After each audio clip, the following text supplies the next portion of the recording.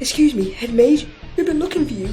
Something strange is going on. Scarborough's usually warm year-round, but it's getting a bunch of snow. We shoveled enough to get out of the dorm, only to find the Hall of Mirrors as hot as an oven. Asim, Viper? It's happening at your dorm too? The temperature has been aberrant in my office as well.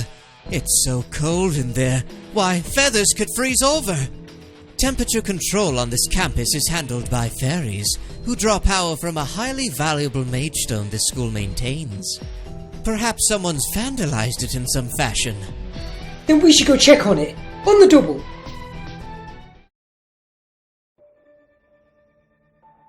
So this mage stone you mentioned is stored in the mirror chamber?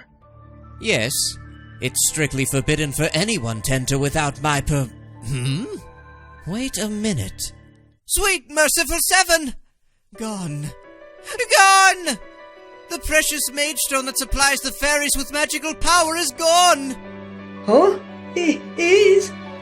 Viper, summon every house warden to the hedge mage's office at once. I'm calling an emergency meeting.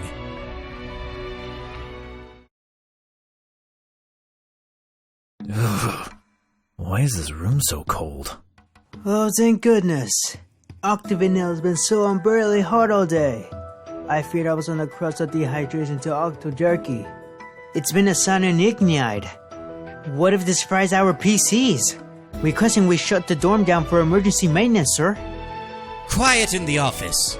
As you are no doubt aware, we are presently unable to regulate the temperature in buildings across campus. The cause, I'm afraid, is that the mage stone that acts as a fairy power supply is missing. That's the thing you were yelling about, right? Just so.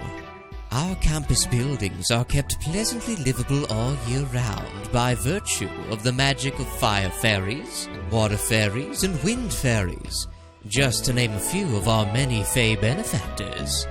With the mage stone gone, we cannot fuel the fairies' magic, and thus cannot control the campus's air conditioning. I kept it stored in the mirror chamber to avoid this precise scenario. And yet, someone has undoubtedly stolen it. The nerve, the audacity! You just said that the stolen object is a mage stone that supplies the type of magical power that fairies favor. Wouldn't it follow, then, that the fairies would be our first suspects? As I recall, there's a fae right here among us. A rather tall one, at that. That's a bold implication you're making, Ashen Grotto. Are you suggesting that I, the heir apparent of Briar Valley, would stoop to common thievery? Perish the thought. Pardon me. I meant no offense, of course. Dude, the amount of power you can get from a mage stone will be a drop in the bucket to Malleus. He's already a balance-breaking character with that autofill EMP gauge of his. Yeah, for sure. Nobody here would think for a minute you're behind this, Malleus. Just, if you happen to know anything relevant, it'd be nice to hear. Like, does anything fey-related come to mind? Or anything along those lines? When I was out for a stroll last evening, I did glimpse some fairies around here. A kind that I don't see very often. They were palm-sized and clad in leaves. There were 2 of them, and they were struggling to carry an iridescent stone. Why, that's it! That must be the missing mage stone! Draconia, which way were they headed? Toward the botanical garden, I believe. We depart at once. Everyone, make haste!